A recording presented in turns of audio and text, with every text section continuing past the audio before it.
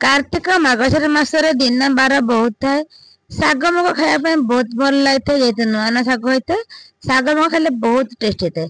आपण एमती करंतु पूरा मंदिर पर बास्ना हम घर महकी उठिबो।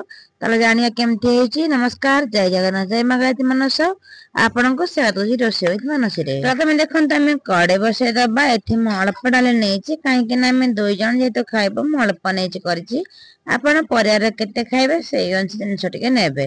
देखो मुग डाली 100 ग्राम पाखापाखि नहीं जाइए। जदि आप देशी मुग अच्छी तो से भजा होता है दरकार ना भाजवा सेमती करहब। एबे देखो ये मुग टे भल भाजीदेवे भाजीदे बास्ना बहुत बढ़िया आसे खायापाई। घर सारा भी पूरा महकी उठे शाग मुगर बास्ना टी आप जानते दिन बार कले जेकोसी जिनस कले भी बहुत भल बास्ना होता है। एबे देखते पूरा भल भाजी देबा भाजी दे सारा पर टिके बेसी खरा करें अल्प जमी भल बास्ना गोटे आसा मुग डाली सेमती भाजबे। भाजा द्वारा आमर जो शाग मुग रेसिपी टी बहुत बढ़िया लगे खायापाई। एबे देखते मुग को आम पूरा भल भाजी देबा भाजी दे सारा कौन करना सांगे सांगे पानी देके धोईदेबा। तापर आम अन्न परिया सब काटिकी रखिथिबा। आम कौन कौन परिया नहीं देखिए आसतु। तापर देखते मुझे डाल की जो भाजी थी सांगे सांगे ताको टिके धोईदेली 2-3 थर धोईदेबा धोईदे डाली पूरा सफा ही हो आ बहुत भल लगे। देखते डालीटा एमती भाजी होता भर मुझे प्रेसर कुकर करुच्ची जेहेतु प्रेसर कुकर खूब कम समय रहता है। आपड़ चाहिए भी कड़े करेंगे किंतु मुझे देखते मात्र अध ग्लास पानी देती कहीं मुझे अल्प जिनस कर देखते परिवा कर नहीं बैगण आलू को आ बोईतालु सारू बास अल्प अल्प नहीं गोटे बैगण गोटे आलू छोट सारूटे आ छोट बोईतालु खंड नहीं मुझे परिया नहीं। एबे देखते से हलदी गुंडा पकईदे स्वाद अनुसार आम लुण पकईदबा। आपड़ जदि जापर लुण पका नचेत आप डालमा फुटे सारापर भी लुण पकई पारे।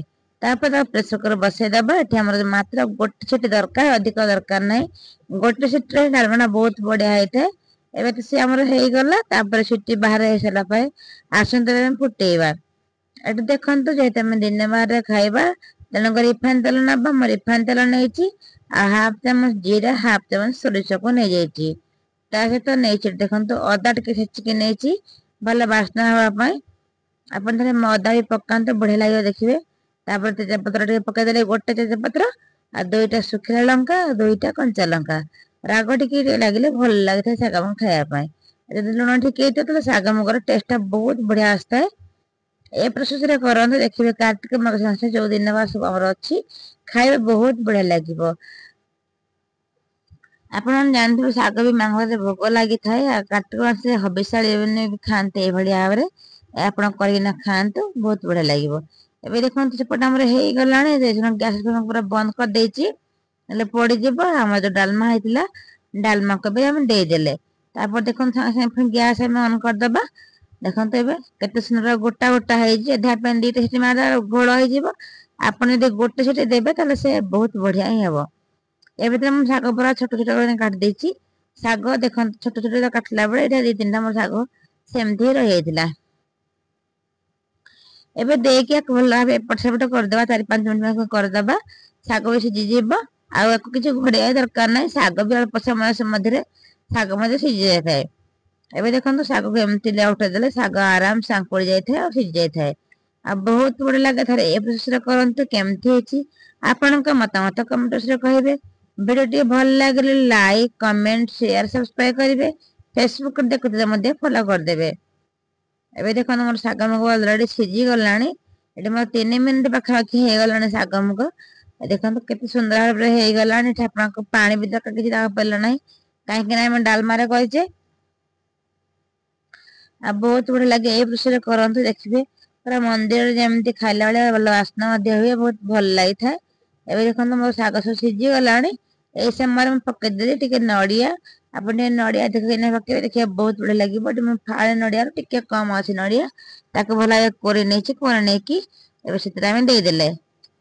एबे देखो नड़िया पकई सारे आम गोटे मिनट एपट सेपट करवा देखो नड़िया पकड़ बास्ना 2 गुण बास्ना है बहुत बढ़िया है।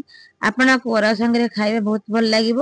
जदि आप पेस्ट भी करने चाहिए पियाज भी फुटे पारे।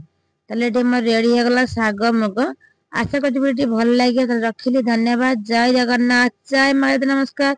देखा हबा गोटे नया वीडियो रे। रेसिपी केमती कोन लागला निहते कमेंट रे कहबे। आपण केउठु केवेर देखुचंती वीडियो को निहते कमेंट रे कहबे। रहिली। धन्यवाद। जय जगन्नाथ।